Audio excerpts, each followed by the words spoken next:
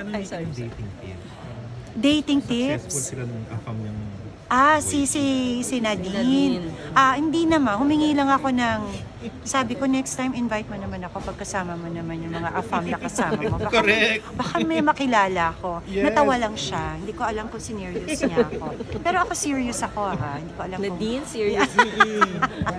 But yun, ang saya-saya namin. Yun na nga, pag time ng break, syempre, we give each other space to rest. So, Pero nagkakilala kayong dalawa, no? Because of this show. yes, magkatabi kasi kami nagme-makeup. Akala ko ako lang yung nagdadala na ako lang yung marunong mag-makeup. Ang sarili. Siya rin pala, siya lang ang nagme-makeup. And kasi ako very independent, di ba? Although of course kasama ko si Yoli. I do a lot of things on my own. Nagulat ako siya rin pala. Akala ko kasi, di ba, Nadine, madaming glam team, Yes. kasama. Ina-expect ko na yon, no? Hindi pala Hindi ganun. pala. Siya rin, magkasabay kaming nagme-makeup, magkatabi kami. Meron lang nag-aayos ng hair namin. Tapos siya rin namimili ng damit niya.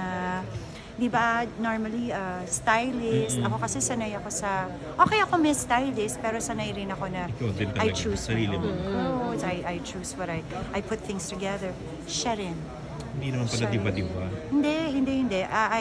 I was expecting that. Pero hindi. Sobrang down to earth niya. So, ang saya. Tapos, of course, having Jano there na hindi mo alam minsan, joke ba yun? O serious ba siya? Ano ba? Alam mo yun?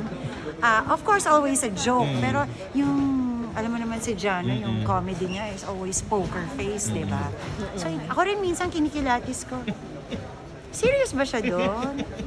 Asar ba yun? O joke ba yun? But yun, it makes our environment sa show more fun. Ego. Gagawin mo pa, if you get invited again to do the next season, would you do it I'm again? actually looking forward to it. Kung same kaming lahat kumbaga nung sobra na kaming, again, ang iksi lang nung part na getting to know each other.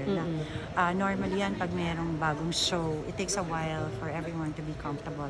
Sa amin, napaka-iksi lang yung getting to know each other because na-comfortable kagad kami sa isa't isa. I'm looking forward kasi just when we all got so used to each other, tapos na pala, ang bilis. Sabi ko nga, parang ang bilis-bilis naman itong show na to. They say it feels like that. Yun na nga pag masaya ang set. So, I guess ang saya-saya nga na. May Invite. 17. May 17 na po, Masked Singer Season 3, TV5, 7:45 p.m. Abangan niyo po yan every Saturday and Sunday.